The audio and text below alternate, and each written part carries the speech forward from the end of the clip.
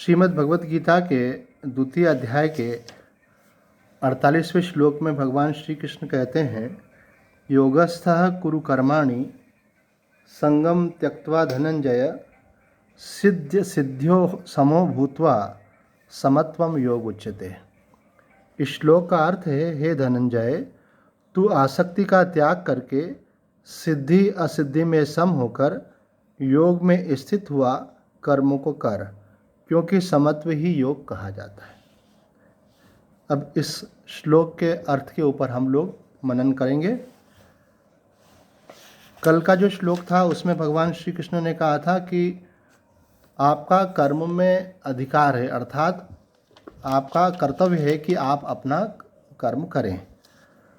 और दूसरी बात भगवान ने कही थी कि कर्म करने के बाद स्वाभाविक रूप से मनुष्य के मन में एक संस्कार रहता है कि मैं कर्म अमुक फल की प्राप्ति के लिए कर रहा हूँ। तो ऐसा विचार आना तो स्वाभाविक ही है, लेकिन हम अगर फल का आग्रह रखेंगे तो हमारा ध्यान कर्म पर से हट जाएगा। जैसे आप घर से निकले कहीं जाने के लिए और जहाँ जाना है वहाँ के बारे में आपको बहुत ज़्यादा कॉन्शियसनेस आ गई, तो रास्ते से आपका ध्यान हट करके मंजिल पे चला जाएगा, है ना। जैसे कोई विद्यार्थी मानो स्कूल जा रहा है और उसका ध्यान स्कूल में और वहाँ के शिक्षक के ऊपर सब पर चला गया, तो वो रास्ते में हो सकता है कि वो गाड़ी चलाते समय पूरा ध्यान ही रखे और उसके गाड़ी के टकरा जाने का भय बना रहेगा। इसलिए मंजिल पर तो पहुंचना है, लेकिन अभी कहाँ हैं आप? अभी तो मार्ग में है ना। तो इसलिए अभी आप अपना ध्यान मार्ग पर रखें। यह बात भगवान यहाँ कह रहे हैं। भगवान कह रहे हैं कि कर्म आप कीजिए, लेकिन फल की आप चिंता मत करो, मैं हूँ ना। भगवान कह रहे हैं फल मेरे ऊपर छोड़ दो। वो कहा भी, जैसे कर्म करेगा प्राणी फल देगा भगवान। तो भगवान आपको आपके कर्म का फल अवश्य देते हैं। वो कभी भी निरर्थक नहीं जाता है, किया हुआ कभी नष्ट नहीं होता है। ऐसा विश्वास रख के आप अपना कर्म कीजिए, लेकिन कर्म कौन सा कीजिए? जो शास्त्रोक्त हो, जो विधि युक्त हो, जो नैतिक हो, जो उचित हो, है ना। कोई बोले मैंने तो 4 दिन से चोरी करी, डाका डाला, लेकिन रुपए ही नहीं मिले मुझे, तो भगवान बोल रहे हैं कि उस कर्म की बात नहीं कर रहे हैं हम बात कर रहे हैं शास्त्रोक्त कर्म की। शास्त्र के अनुसार, धर्म के अनुसार, नीति के अनुसार, आपका जो वर्ण आश्रम और स्वभाव के अनुसार जो कर्तव्य है वो आपको करना चाहिए और फल को भगवान पे छोड़ देना चाहिए। देखो, ये दुनिया में आप देखते हो कि ज़्यादातर लोगों को बहुत टेंशन रहता है। तो ये क्यों रहता है? कई लोगों के मन में भय रहता है, कई लोगों के मन में चिंता रहती है। तो ये क्यों रहता है? इसका एक ही कारण है, केवल अगर ये एक श्लोक ही जीवन में उतर जाए ना, लाइफ ट्रांसफॉर्म हो जाएगी, बहुत बड़ा परिवर्तन आ जाएगा। क्या? माँ फलेषु कदाचन। आप अपना काम करो, करना आपके हाथ में, होना आपके हाथ में है नहीं, होना भगवान के हाथ में। तो जब होना आपके हाथ में नहीं तो उन पे छोड़ दो ना। अगर आप उन पे छोड़ दोगे तो परिणाम क्या होगा कि आपका पूरा ध्यान काम में लगेगा और काम और अच्छी प्रकार से कर पाओगे आप, है ना। उदाहरण के लिए आपके यहाँ कोई मेहमान आने वाला है और उसके लिए आप कुछ तैयारियां कर रहे हैं और आपको चिंता हो रही है कि हम काम जल्दी कर लें, कहीं मेहमान आ नहीं जाए, है ना। तैयारी फटाफट कर लें ताकि ऐसा नहीं हो कि अचानक मेहमान आ जाए। तो जब आपका ध्यान पूरा मेहमान में रहेगा ना, तो वो आप जो तैयारी कर रहे हैं उसमें भी भूल होने की पूरी संभावना है। क्यों? क्योंकि आपका ध्यान तो हट गया वहाँ से। तो जिस समय जो कर्म कर रहे हैं उस समय वो कर्म करना, ये इटसेल्फ ध्यान है। कई लोग ध्यान की विधि पूछते हैं, तो 24 घंटे ध्यान है। जिस समय आप जो कर्म कर रहे हैं उसमें अपने मन को पूरा एकाग्र कीजिए, ये ध्यान है अपने आप में। तो ये कब कर पाएंगे आप? जब आप पुरानी घटनाओं को याद करके, है ना, फालतू जो पाल के रखते हैं ना, उसने मेरे साथ ऐसा क्यों किया, वैसा क्यों किया, ऐसा क्यों बोला, वैसा क्यों बोला, है ना। तो ये सब बातें, मेरे साथ तो ऐसा हो गया था, मेरे साथ तो वैसा हो गया था, तो इसका मतलब है आप पास्ट में चले गए। और जो आप कर्म कर रहे हो तो आपका मन भविष्य में चला गया कि वो आएंगे तो सही, उनको ऐसा तो नहीं लगेगा, वैसा तो नहीं लगेगा, इस काम में सफलता होगी नहीं होगी। तो ये जो चीज़ें हैं ये आपके काम की क्वालिटी को बिगाड़ती हैं। इससे आपके काम की जो गुणवत्ता होना चाहिए उसमें कमी आती है। तो आपको क्या करना चाहिए? आपको अपना काम पूरी एकाग्रता के साथ भगवान ने दी हुई सेवा समझ करके करना चाहिए। दो चीज़ होती है, एक फलाकांक्षा से करना और एक कर्तव्य समझ के करना। तो भगवान यहाँ कह रहे हैं कि आप अपना काम कैसे करें, कर्तव्य समझ करके करें कि ये मेरी ड्यूटी है, भगवान ने मुझे सेवा दी है इसलिए मुझे करना है। तो देखो, अगर आप संसार में भी किसी के लिए कोई काम करो और आप उसको बोलो कि मेरे को आपसे कोई अपेक्षा नहीं है, तो वो व्यक्ति को गिल्टी हो जाएगी कि इसने मेरे लिए इतना करा और मुझे भी तो इसके लिए कुछ करना चाहिए। तो आप सोचो, जब संसार में कोई व्यक्ति आपका कुछ रखना नहीं चाहता है ना, मानो उदाहरण के लिए मैंने किसी को अपने यहाँ आश्रम में सेवा के लिए रखा और मैंने कहा भाई आप हमारे यहाँ झाड़ू पोछा कर देंगे? उन्होंने कहा हाँ कर देंगे। तो कितने पैसे लेंगे? तो बोले गुरुजी नहीं, हमको तो सेवा का मौका मिला है, हाँ हमको कोई अपेक्षा नहीं है आपसे, तो मैं जो दूसरे को देता हूँ उतना तो दूंगा, बल्कि और अधिक बढ़ा करके दूंगा। क्यों? अरे भाई ये श्रद्धा भाव से मेरा काम कर रहा है, इसकी बात अलग है, ये केवल काम ही नहीं कर रहा है बल्कि ये काम की क्वालिटी बदल गई है, ये सेवा से कर रहा है, इसलिए चालाकी नहीं करेगा, गलत काम नहीं करेगा, है ना, चोरी छुपे कुछ दूसरे का दूसरा नहीं कर देगा। तो इसी प्रकार से जब आप भगवान के लिए काम करते हैं तो एक बात होती है, और जब आप किसी फल के लिए काम करते हैं तो दूसरी बात होती है ना। जब आप पढ़ाई करते हैं और परीक्षा में अच्छे नंबर लाने के लिए करते हैं तो एक बात होती है, लेकिन जब आप पढ़ाई करते हैं और किस लिए करते हैं कि भगवान ने मुझे मेरे स्थान के हिसाब से ये कर्तव्य दिया है, बीइंग ए स्टूडेंट मुझे स्टडी करना चाहिए, एक व्यापारी होने के नाते मुझे व्यवसाय करना चाहिए, एक डॉक्टर होने के नाते मुझे पेशेंट देखना चाहिए, जो जहाँ पे उसके अनुसार उसका भगवान ने कर्तव्य दिया हुआ उसको वो करना चाहिए। तो यदि आप फल का आग्रह छोड़ देंगे तो आप ये बात मान करके चलो कि आपके जीवन में चिंता हो ही नहीं सकती। चिंता हमेशा फल की होती है, चिंता हमेशा, भय हमेशा फल का ही होता है कि ऐसा हो पाएगा कि नहीं हो पाएगा। तो भगवान बोल रहे हैं कि माँ फलेषु कदाचन। फिर कभी कभी क्या होता है कि आदमी नहीं चाहता है फिर भी उसके मन में बार बार आ जाता है कि ऐसा तो होना चाहिए। ऐसा इसलिए होता है कि कर्म करते समय आप ऐसा सोचते हो कि मैं कर रहा हूँ, मैं कर रही हूँ, आप नहीं कर रहे हो, शरीर के द्वारा कर्म हो रहा है, कराने वाला कौन है? परमात्मा। परमात्मा की 3 शक्तियाँ हैं हमारे शरीर में काम करती हैं, एक क्रिया शक्ति है, दूसरी इच्छा शक्ति है और तीसरी ज्ञान शक्ति है। इन 3 शक्तियों के द्वारा ही कर्म हो पाता है। अगर शरीर में ताकत ही नहीं हो तो जो काम आप करना चाहते हैं कर पाएंगे क्या? वो आपने सोचा मुझे सत्संग अटेंड करना है, लेकिन मालूम पड़ा स्वास्थ्य ठीक नहीं है, फिर आप सत्संग में आ पाएंगे? नहीं आ पाएंगे।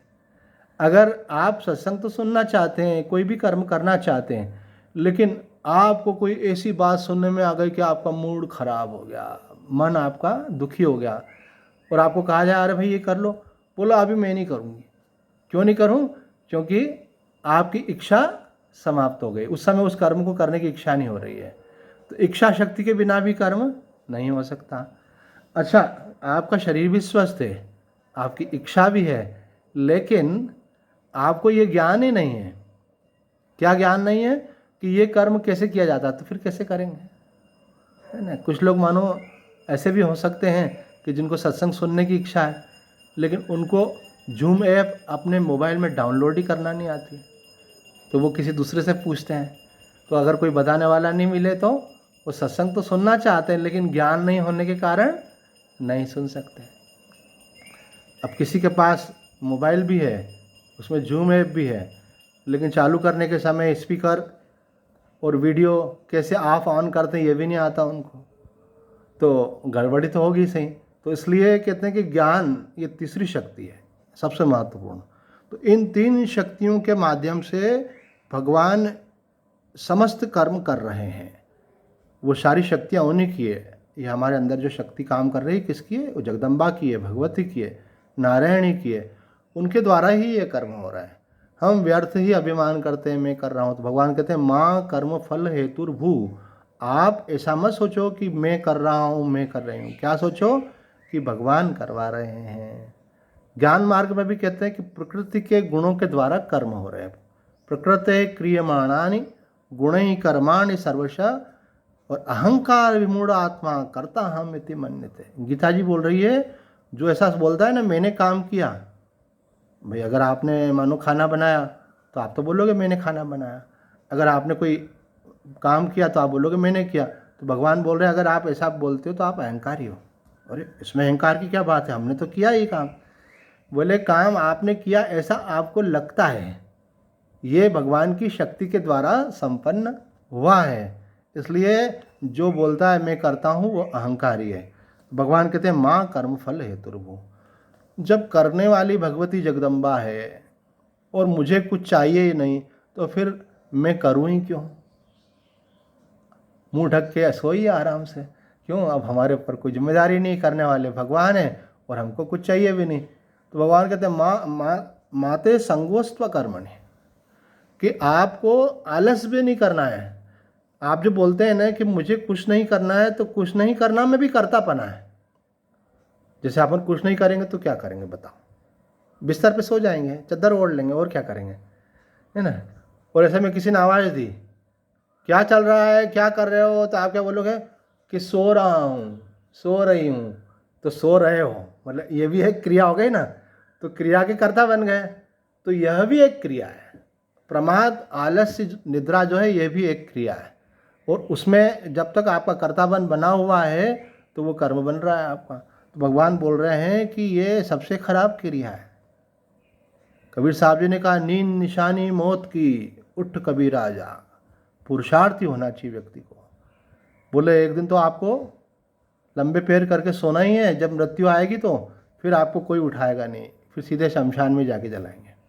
जब तक जिंदा हो तब तक ही उठने की बात कही जा रही है कि उठो भाई, अपना काम करो। तो भगवान कह रहे हैं कि प्रमाद, आलस्य, निद्रा में अपना समय नष्ट नहीं करना चाहिए। आगे भगवान ने इस श्लोक में जो आज हम ले रहे हैं, इसमें भगवान कह रहे हैं कि कर्म तो आपको करना है, लेकिन कैसे करना है, इसमें सबसे इम्पोर्टेंट एक बात है। कर्म करने में सबसे इम्पोर्टेंट बात यह है कि संगम त्यक्त्वा। अर्जुन का एक नाम है धनंजय, तो भगवान अर्जुन को संबोधित करते हुए निमित्त बना करके उसको जीव मात्र के कल्याण के लिए उपदेश कर रहे हैं कि आपको अपना कर्म अगर परफेक्ट कर्म करना है, कोई भी काम करो ना, उसमें एक थॉट आना चाहिए कि मेरा काम परफेक्ट होना चाहिए। आजकल परफेक्ट वाला ज़माना है, कंपटीशन बहुत है, जिसका परफेक्शन होता है उसी को चूज़ किया जाता है ना। लाखों लोग किसी कंपटीशन में होते हैं, सिलेक्ट कौन होते हैं? सिलेक्ट वही होते हैं जिसमें विशेष योग्यता होती है। मार्केट में बहुत सारे डॉक्टर्स होंगे, लेकिन आप दिखाने किसको जाते हैं? जो आपके तुरंत पकड़ ले बीमारी को और सही इलाज कर दे। तो अगर आपका वो उन्होंने इलाज किया, डायग्नोस कर नहीं पाए, तो आप अपना काम उस ऐसा कीजिए कि परफेक्ट, दुनिया भी कहे कि अरे वाह, काम कोई करे तो इनके जैसा। ये बात है। तो लोगों की प्रशंसा के लिए नहीं, आप देखें कि भगवान मेरे काम को देख रहे हैं ना। प्रसंगवश एक बात याद आ गई तो वो भी बोल देते हैं कि स्वामी जी कहते थे अगर आप 3 बातें कर लो तो आपका उद्धार हो जाएगा, कुछ ज़्यादा कुछ भी नहीं करना है। 3 बातें कर लो। कौन कौन सी? कि शरीर से जब भी कोई काम करो ना, तो ऐसा सोचो कि भगवान मुझे देख रहा है। क्या सोचोगे? कि हम कोई काम कर रहे हैं तो भगवान हमको देख रहे हैं। अगर आप ऐसा सोचोगे तो कोई गलत काम कर पाओगे क्या? गलत काम आदमी तब करता है जब सोचता है कि कोई देख नहीं रहा है मुझे, ऐसे। दूसरी बात, जब भी आप कुछ बोलो अर्थात इंद्रियों का उपयोग करो, तो उस समय सोच लो कि भगवान सुन रहे हैं। अगर बोल रहे हो तो भगवान सुन रहे हैं। तो फिर गलत शब्द बोलोगे क्या? झूठ बोल सकोगे, है ना? किसी का दिल दुखाने वाले बहुत कठोर शब्द, गाली बोल सकोगे? बोले नहीं बोल सकोगे। आप लोग को मन में डर आएगा, अरे भगवान सुन रहे हैं भाई।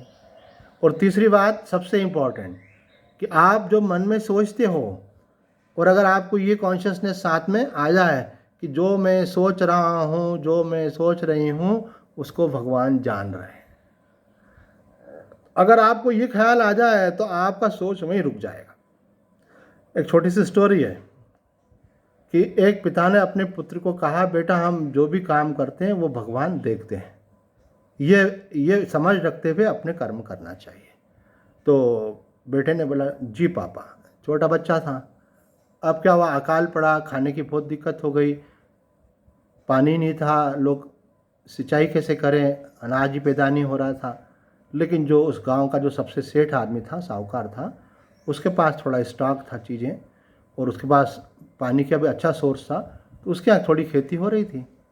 तो जो गरीब किसान था जिसको बहुत आर्थिक दिक्कत हो गई, तो आधी रात के समय बेटे को उठाया बोले बेटा चलो, अब भूखे मर जाएंगे, कुछ खाने को नहीं है, तो चलो अपन साहूकार के यहाँ से कुछ लेकर के आते हैं।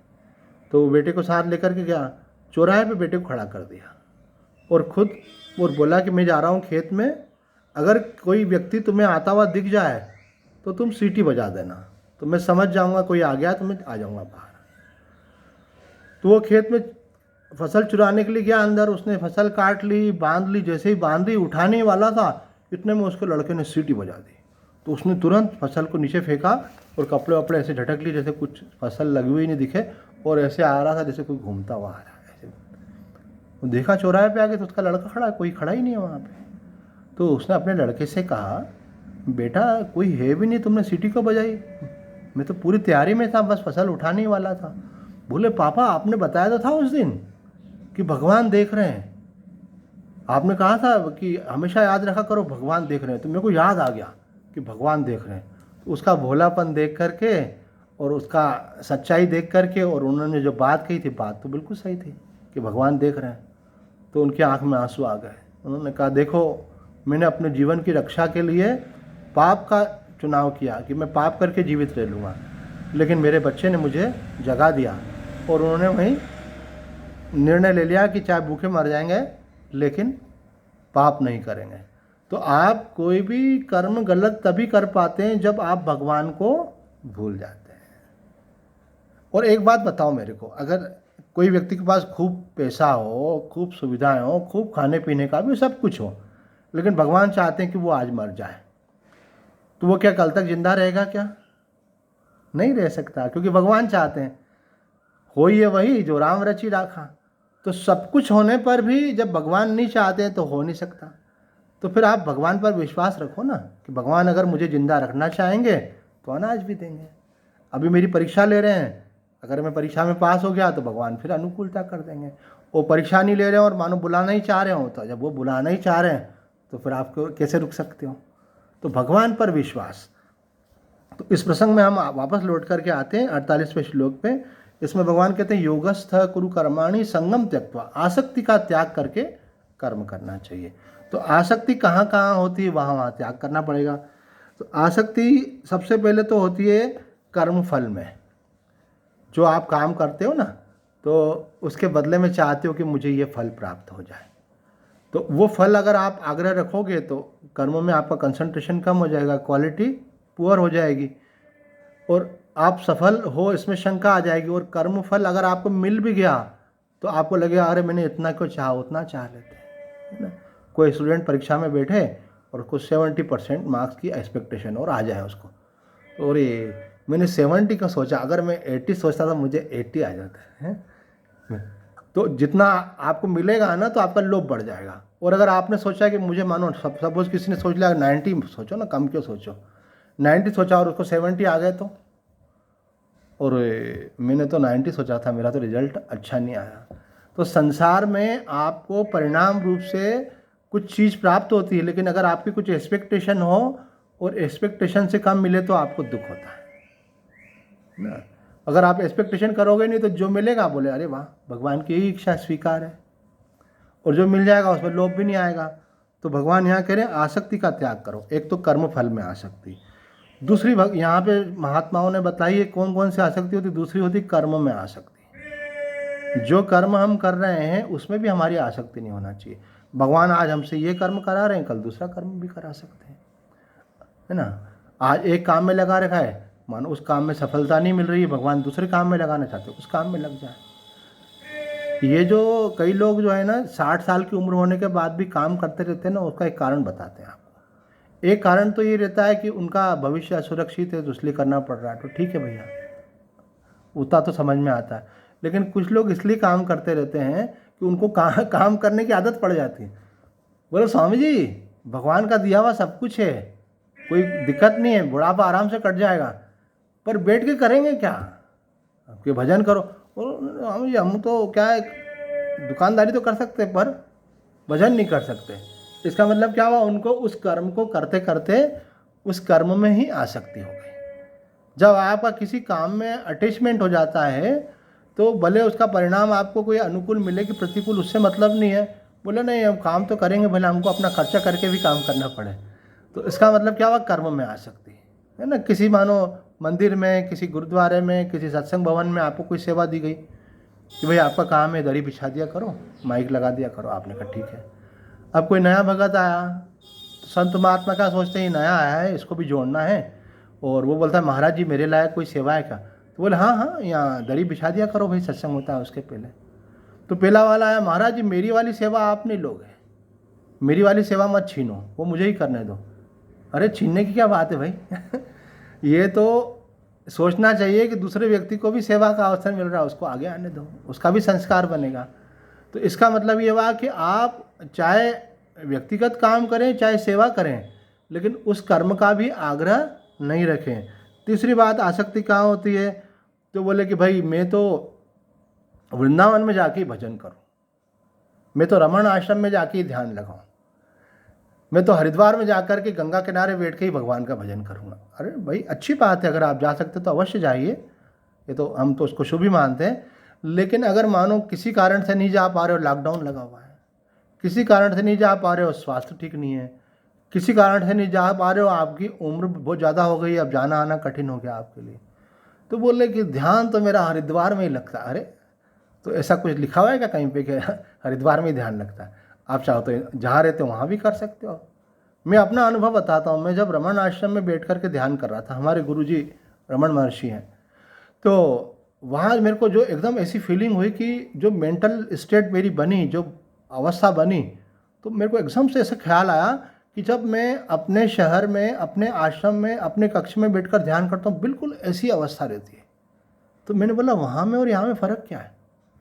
अपन हज़ारों रुपए खर्च करके जाते हैं, उनकी अन्य व्यवस्थाओं में रहते हैं, और जो प्राप्त करना चाहते हैं वो वहाँ प्राप्त हो रहा है, यहाँ भी हो रहा है, तो फिर वहाँ जाने का आग्रह क्यों होना चाहिए? लेकिन ये मैं ही नहीं बोल रहा हूँ कि आश्रम नहीं जाना चाहिए, कि तीर्थ नहीं जाना चाहिए, पर यहाँ पे बताया जा रहा है किसी देश का आग्रह नहीं होना चाहिए और किसी काल का भी आग्रह नहीं होना चाहिए कि बोले भाई किसी ब्राह्मण को बुलाना है, किसी संत को बुलाना है भोजन पे, पुण्य कर्म करते रहना चाहिए, स्वामी जी ने बोला है, तो कब बुलाओगे? तो बोले एकादशी को बुला लेंगे, है ना, एकादशी अच्छी होती है, एकादशी को अगर कोई अपन काम करो उसका ज़्यादा फल मिलता है ना। तो जैसे मानो आपको किसी महात्मा को भोजन खिलाया और आपको 100 मार्क्स मिले, और अगर आपने एकादशी को खिलाया तो बोले 150 मार्क्स मिलेंगे, है ना। बोले एकादशी अच्छी होती है, एकादशी यहाँ पूनम को बुलाएंगे, ठीक है। अब महात्मा जी ने कहा भाई एकादशी को तो हम बाहर जा रहे हैं, अगर भगत जी अगर आपको अनुकूल हो तो हम 10वीं को आ जाएंगे। बोलो नहीं नहीं महाराज जी, फिर अगली एकादशी को देखेंगे अपन। तो आपको क्या हो गया? काल का आग्रह हो गया। जब शुभ कर्म का अवसर मिले उसको उस समय कर लेना चाहिए, तिथि का विचार करना चाहिए, मुहूर्त का विचार करना चाहिए, इसका अपना महत्व है। लेकिन इसका मतलब नहीं है कि इतना हमारा आग्रह हो जाए कि हम उसके अलावा कर ही नहीं पाए, वो भी तो एक प्रकार की कंडीशनिंग है ना, ऐसा नहीं होना चाहिए। तो काल का आग्रह भी नहीं होना चाहिए और परिस्थिति का आग्रह भी नहीं होना चाहिए। ऐसी परिस्थिति होगी तो ही करेंगे। जैसे अभी हम सत्संग कर रहे हैं, तो सत्संग में श्रोता बैठे हों तो सत्संग करने का आनंद आता है, श्रोताओं को देखते हैं और उनका रिस्पांस दिखता है, फिर बोलने में अच्छा लगता है। भाई जो सुनना चाहता है तो बोलने का संबंध रहता है। अब कोई श्रोता ही नहीं बैठा है, महाराज जी मोबाइल सामने रख कर के प्रवचन कर रहे हैं, तो इसका मतलब ये है कि किसी परिस्थिति का आग्रह नहीं है। अभी ये कोरोना काल है, अब इसमें ऐसी व्यवस्था है कि आप भीड़ इकट्ठी नहीं कर सकते हो, तो आप अकेले में बैठकर प्रवचन कर रहे हो, जो जहाँ बैठा वहाँ बैठ करके सुन रहा है। अब आप लोग भी तो आग्रह छोड़ के बैठे हो। कई लोगों को ऐसा लगता होगा कि महाराज जी के पास बैठ करके सुने, लेकिन जा नहीं सकते, तो आप घर में बैठ करके सुन रहे हो। कोई बोले नहीं महाराज जी अभी सत्संग सुन के क्या करेंगे, आपका एक बार ये लॉकडाउन खुल जाए, कोरोना का प्रभाव कम हो जाए, उसके बाद फिर आएंगे सत्संग में, अभी रहने देते हैं। इसका मतलब क्या, उतना समय उनका वेस्ट हो जाएगा, वो सत्संग लाभ से वंचित हो जाएंगे। तो व्यक्ति को किसी परिस्थिति का आग्रह नहीं रखना चाहिए, किसी घटना का आग्रह नहीं रखना चाहिए कि ऐसी घटना घटे तो समझना चाहिए सफलता होगी, ऐसी घटना नहीं घटे तो असफलता होगी। आपके दिमाग में कोई कंडीशनिंग नहीं होना चाहिए। आपको आसक्ति अपने इंद्रियों पर भी नहीं रखना चाहिए, मन पर भी नहीं रखना चाहिए। इसका एक दृष्टांत देता हूँ। हमारे सत्संग में एक व्यक्ति आते थे, तो उनका भाग्य कहो, भगवान की कृपा कहो, संतों का आशीर्वाद कहो, वो जो काम करते थे तो मिट्टी भी सोना हो जाते थे। तो लोग उनको बोलते थे कि तुम कुछ मत करो, हमारे यहाँ ऑफिस में आकर के बैठो और 2 घंटे केवल हमको सलाह दो, इस काम के हम इतने लाख रुपए आपको देंगे, हर महीने इतने लाख रुपए इस काम के देंगे, केवल 2 घंटे आप आइडिया दो हमको, सजेशन दो कि कैसे क्या करना है। तो बोले स्वामी जी मुझे तो बॉम्बे से फ़ोन आते हैं कि आप हमारे यहाँ आ जाओ और हमारे यहाँ अगर आप ज्वाइन कर लो तो जितना आपकी यहाँ कमाई हो रही है इससे हम 8 गुना ज़्यादा देने को तैयार हैं। करना कुछ नहीं, आप केवल हमको आइडिया देना। काम भी इस प्रकार का ही था कुछ, जिसमें आपने सही डिसाइड किया तो बहुत प्रोग्रेस होनी है और नहीं करना तो नुकसान होना है। तो वो कहे स्वामी जी मेरे पास भगवान ने दिमाग ऐसा दिया है मेरे को। मैंने कहा भाई अच्छी बात है, दिया है तो उसका सदुपयोग करो। कुछ समय बीता, साल 2 साल, बाद में मालूम पड़ा बड़ा घाटा, बड़ा नुकसान, जो काम करे असफल हो। तो मैंने कहा कि आप तो बोल रहे थे कि इस काम में इतना खर्चा करना है और बोलने के बाद 1 साल हो गया, 2 साल हो गए, 3 साल हो गए, अभी तक कर ही नहीं पा रहे हो। बोले अब स्वामी जी होता है ज़िंदगी में, ऐसा भी होता है ना। तो अब आपके पास दिमाग कहाँ गया। तो आदमी को कभी कभी अपने दिमाग का भी अहंकार हो जाता है और आसक्ति हो जाती है कि मेरा तो दिमाग बहुत तेज है, मैं तो बहुत होशियार हूँ, मैं तो बहुत समझदार हूँ। जो दूसरे लोगों को डांटते हैं ना कि तेरे को अक्ल नहीं है, तू मूर्ख है, उसका एक दूसरा मतलब ये होता है कि मेरे को बहुत अक्ल है ना।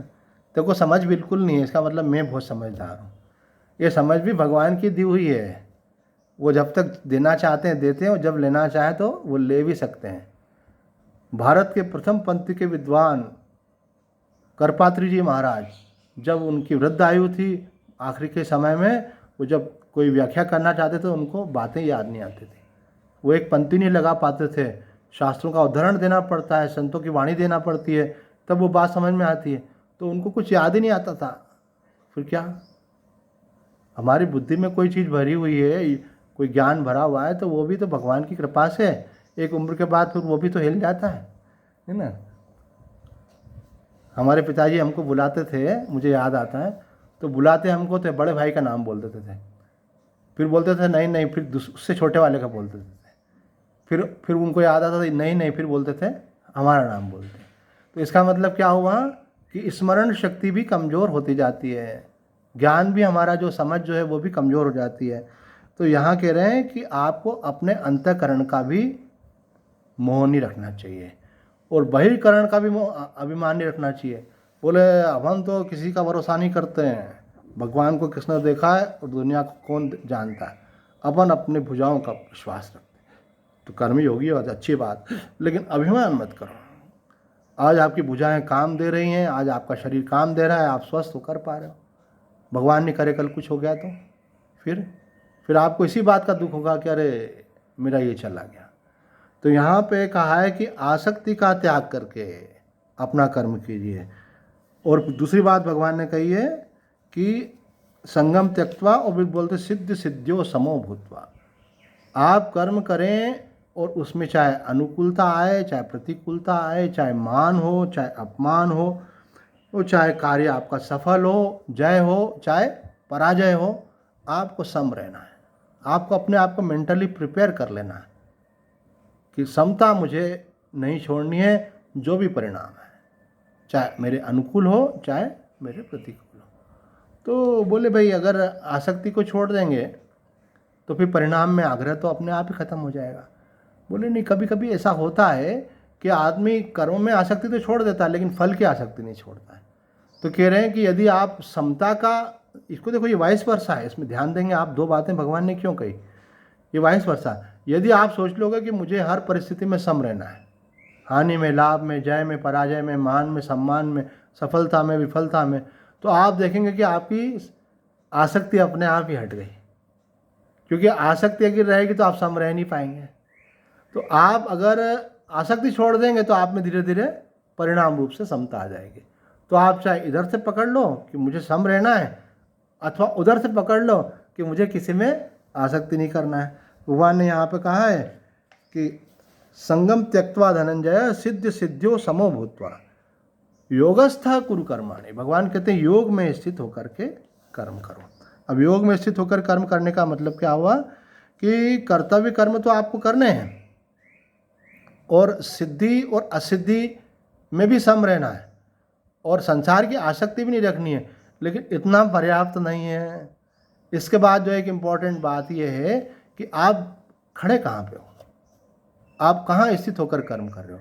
तो आपको भगवान के साथ जुड़ कर के कर्म करना है। योग मतलब भगवान के साथ एकत्व। तो आप भगवान के साथ जुड़ कर के कर्म करें। आप भगवान के साथ जुड़कर कर्म करने का मतलब क्या है कि आप ये बोध बनाए रखें कि मेरे अंदर बाहर यहाँ वहाँ सब जगह परमात्मा है और ये सब उनकी लीला ही हो रही है। आप जब कर्म करें तो ज्ञान मार्ग की दृष्टि से इस बात की सजगता रखें कि कर्म हो रहे हैं, मैं इसका साक्षी हूँ। आप जब कर्म कर रहे हैं तो आपको इस बात की सजगता हो कि एक चेतन तत्व है, उसके अंदर ही सब कुछ हो रहा है, वो चेतन तत्व ही मेरा स्वरूप है। तो भगवान यहाँ कह रहे हैं सिद्धि सिद्धियों समो भूत्वा योगस्थ कुरु कर्माणि, और अंत में बोलते हैं समत्वम योग उच्यते। 4 इसके अंदर बातें कही है, आगे पीछे कही है। पहले कहा है संगम त्यक्त्वा, दूसरा कहा है सिद्धि सिद्धियों समो भूत्वा, तीसरा कहा है योगस्थ कुरु कर्माणि, और चौथी बात कही समत्वम योग उच्यते। समत्व को योग बताया भगवान ने। तो समत्व क्या है? सिद्धि असिद्धि में सम होना, कर्म हो नहीं हो उसमें सम रहना। आप कोई कार्य कर रहे हैं तो आपको सबसे ज़्यादा उसमें रहता है कि कार्य परफेक्ट होना चाहिए, जैसा अभी हमने आरंभ में कहा, लेकिन परफेक्ट होना नहीं होना भी तो आपके हाथ में नहीं है, उसमें भी सम रहना। हमने अपना काम अच्छे से अच्छा करना है, पर अच्छे से अच्छा हो भी सकता है, नहीं भी हो सकता है। तो भगवान कहते हैं कि कार्य की सफलता विफलता मुख्य नहीं है, मुख्य बात है उसमें शांत बने रहना, अप्रभावित बने रहना, प्रसन्न बने रहना। आपकी शांति और प्रसन्नता अगर बनी रहे तो आपका कल्याण हो जाएगा। एक स्थल पे तो रमन महर्षि जी कहते हैं कि शांत हो जाओ और जान लो कि तुम वही हो। Be still and know you are that. शांत होने का बहुत बड़ा महत्व है। जैसे अभी एक सूत्र बताया ना कि जीवन में 3 बातों का ध्यान रखो तो कल्याण हो जाएगा। भगवान देख रहे हैं, सुन रहे हैं, जान रहे हैं। ऐसे एक दूसरा महात्मा जी ने एक और सूत्र दिया, ये भी बहुत इंपॉर्टेंट बात है, वो है रमन महर्षि जी। वो कहते हैं कुछ मत करो, केवल एक बात का अगर ध्यान रखो तो आपका कल्याण हो जाएगा। वो क्या? हमेशा शांत रहो। अब शांत तो व्यक्ति तभी रह सकता है जब उसके मन में आग्रह नहीं हो। अगर आपका आग्रह होगा ऐसा हो ये चीज़ मिले ये नहीं मिले, तो आप शांत कैसे रहेंगे? तो आप शांत तब रह सकते हो जब आपको परिणाम का आग्रह नहीं हो। जब आपको परिणाम का आग्रह हो और परिणाम अनुकूल नहीं आए तो आप शांत नहीं रह सकते। तो अगर आप किस तरह से कुछ तो पकड़ें, अगर आप केवल इतना भी अगर पकड़ लेते हैं कि मुझे सदैव शांत रहना है, तो आपका कल्याण हो जाएगा। सदैव शांत वही रह सकता है जिसको संसार का कोई मोह माया नहीं है। शरीर में बीमारी लग जाए तो भी शांत है। अभी तो घबराया हुआ रहता है, मुझे लग नहीं जाए, डरा हुआ रहता है आदमी। भगवान का जो भक्त होता है वो बोलता है भगवान की जैसी इच्छा होगी। ज्ञानी होता है वो बोलता है शरीर का जो प्रारब्ध होगा। बाकी तो सब संसार वाले हैं, वो तो स्वाभाविक है, इन सब चीज़ों में ही रहते हैं। तो भगवान यहाँ कहते हैं समत्वम योग उच्यते। योग की ये परिभाषा की गई है, डेफिनेशन है कि परमात्मा की प्राप्ति का लक्षण क्या है? समता। अंदर अनुभूति होती है लेकिन बाहर व्यवहार में क्या प्रकट होता है? समता। योग की एक और परिभाषा भगवान ने गीता में दी है कि दुखों के संयोग के वियोग का नाम योग है। बोलने की स्टाइल है भगवान की कि जो दुखों का संयोग होता है, मतलब जीवन में जो दुख प्राप्त होता है उसका वियोग हो जाना, इसका नाम योग है। अर्थात जब आप अपने आत्म तत्व में, भगवत तत्व में स्थित हो जाते हैं तो जीवन की परिस्थितियां तो अनुकूल प्रतिकूल बनती हैं। प्रतिकूल परिस्थितियां भले बनेंगी लेकिन उनके साथ, उस योग के साथ आपका वियोग हो गया, मतलब आप अलग हो गए। जैसे पानी तो गिर रहा है लेकिन आपने रेन कोट पहन लिया तो आप गीले ही नहीं हो रहे हो, है ना। ठंड तो पड़ रही है लेकिन आपने बढ़िया कंबल ओढ़ रखा है, कुछ गर्म कुछ ओढ़ रखा है, तो आप प्रभावित नहीं हो रहे हो। तो उसका प्रभाव आप तक आ ही नहीं रहा, वो कंबल तक आकर के ही चला जा रहा है। तो जीवन में परिस्थिति तो बन रही है लेकिन आपके अंदर की स्थिति इतनी बढ़िया है कि उस परिस्थिति का प्रभाव नहीं पड़ रहा। किसी ने एक प्रश्न पूछा है कि सीता माता रावण के पास पंचमढ़ी में रही तो सीता माता को कितना दुख होता होगा। वो बोले दुखी सुखी तो आप होते हो भाई, वो सीता माता थी, जगदम्बा थी, वो तो लीला के लिए सब कर रही थी। बोले वो परिस्थिति में नहीं थी, वो स्वस्थिति में थी। जो परिस्थिति में रहता है वो तो सुखी दुखी होता है, और जो स्वस्थिति में रहता है वो सदा आनंद में रहता है। एक योग की परिभाषा जो है पतंजलि ने भी की है, योगा चित्तवृत्ति निरोधा। तो आदमी का मन लौट करके भी कब आएगा? जब संसार का आकर्षण शून्य होगा। तो इन सब का अभिप्राय एक ही है कि हम आसक्ति से रहित होकर के समत्व में स्थित हों, तभी हमारी भगवत तत्व की उपलब्धि संभव है। आज इतना ही। ओम पूर्णमदः पूर्णमिदं पूर्णात् पूर्णमुदच्यते पूर्णस्य पूर्णमादाय पूर्णमेवावशिष्यते। ओम शांति शांति शांति।